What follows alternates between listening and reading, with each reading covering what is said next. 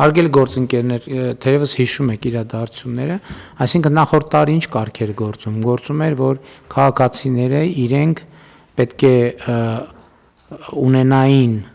պարտադիր, պետք է ունենային լրացնելու համար համընդհանուր հայտարարագիրը նույնականացման քարտ, դրանից բխող թվային ստորագրություն, էլեկտրոնային ստորագրություն, այսինքն իրանք մտնում էին, լրացնում էին այդ թվային ստորագրությունով, էլեկտրոնային ստորագրությունով ստորագրում էին ու ներկայացնում էին։ Ներկայացնելու պահից ծագում էր սոցիալական կրեդիտը դրանց արկայության դեպքում համապատասխան ծախսերի ետ վերադարձի իրավունքը եւ ինքնաշխատ եղանակով դա գործում էր։ Ինքնաշխատ էր, թե մի հատ էլ պիտի դիմի։ Վարչապետ նույն պլատֆորմում առանձին դիմումի Հա, միջոցով։ վերջը նույն պլատֆորմի շրջանակում։ Բայց շատ པարզ գործողություններով էլ։ Հիմա նախորդ տարի մենք նաեւ հաշվի առնելով վիճակագրությունը, որ 70 եւ ավելի տոկոսը, քանի տոկոսներ որ փոփոխություն չէր արել լրացրած քաղաքացիներից, ոչ մի փոփոխություն չէր արել, այսինքն լրացուցիչ տվյալ չէր մտցրել, մենք ասենք եթե նույնիսկ այդ թիվը չեմ հիշում, կհիշեք, պարոն Հովհաննիսյան, ինչքանն էր։ 70%-ից ավելն էր։ 70%-ից ավելը հայտարարագիրը լրացրել էր, հաստատել էր այնպիսին, ինչպես ինքնաշխատ ձևով գեներացվել էր։ Այսինքն մենք էլ մտածեցինք, ասենք, եթե մարդկանց 70%-ը բան չի ավելացնում եւ ինքնաշխատը արտահայտում է, ինչ ենք մենք այդ լրացուցիչ գործողությունը պահում։ Եվ եկանք այն եզրակացության, որ բոլորինը ինքնաշխատ եղանակով լրացվելու է, գեներացվելու է համընդհանուր հայտարարագիրը, բայց քանի որ նաեւ 30%-ը կա, այն մարդիկ, ովքեր այդ 30%-ի մեջ կարող են լինել, կամ ավելի ճիշտ 30%-ի հանգամանքների բերումով պետքա մտնեն եւ հաստատեն։ Եթե չհաստատեն, համարվում է հաստատված։ Բայց այստեղ էլ հաջորդ նյուանսը կա, սոցիալական կրեդիտների մասը, որը նրբությունը, որը ավելացել է, այսինքն լրացնելիս այս ստորագրելու անհրաժեշտությունը էլեկտրոնայում չկա, բայց քանի որ սոցիալական կրեդիտի համար այնուամենայնիվ լրացուցիչ գործողություն կա անելու, դրա համար անհրաժեշտ է, որ նախ էլեկտրոնային ստորագրությամբ ներկայացվի եւ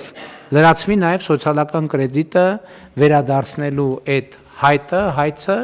եւ դրա համար անհրաժեշտություն է, որպեսզի նման քաղաքացիները, ովքեր ունեն սոցիալական կրեդիտ վերադարձնելու խնդիր, էլեկտրոնային ստորագրությունը պետքա ունենան։ Իդեպ ամփոփելով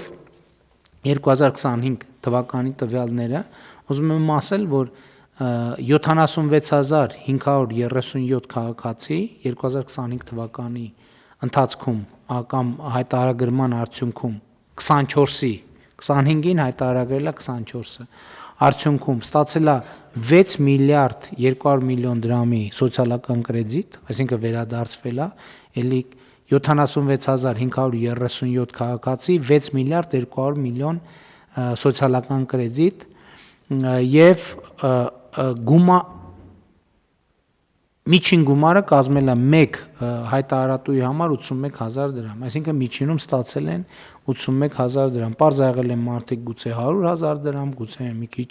պակաս, բայց միջինում 81000 դրամ եւ ես կարծում եմ, որ սա նաեւ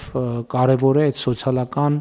հասցեական մեր քաղաքականությունները քայլ-քայլ կարգավորելու եւ առավել հասցեական լինելու համար։ Հիմա այս ուզում եմ հիշեցնել, որ մենք սոցիալական կրեդիտի հնարավորությունը բաց է բոլորի համար, որոշակի ուղղությամբ ծախսեր իրականացնելու պարագայում,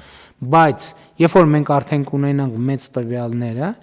սա մեզ կօգնի, որ մենք մեր սոցիալական քաղաքականությունները ավելի հասցեական դարձնենք։ Մենք գուցե կլինեն խավեր, շերտեր, օրինակ մարդիկ, ովքեր ամիսը, չգիտեմ, մեծ աշխատավարձեր են ստանում, մեծ եկամուտներ ունեն, իրանց ասել, որ տարեկան 100,000 դրամ սոցիալական կրեդիտ ենք ձեզ վերադարձում, այդքան էլ տրամաբանական չի։ Մենք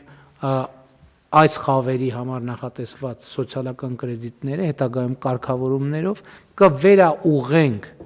այն շերտերի եւ խավերի ուղղությամբ, որոնք դրա կարիքը ավելի շատ ունեն։ Այսինքն 1 2 3 4 5 6 ինչքան որոշակի տարիների վերլուծության արդյունքում հիմա բոլորը 100,000 դրամա միջև 50,000, որից 50,000-ը կարող է լինել առողջության ապահովագրության թեմաներով, բայց մի X պահի մենք պետքա որոշումներ կայացնենք եւ որոշակի խավի մարդկանց համար սոցիալական կրեդիտը կդառնա 0, իսկ ուրիշների համար, ասենք, կդառնա 150,000 դրամ, 200,000 դրամ, այդ կախված արդեն կոնկրետ վերլուծություններից եւ իրավիճակից։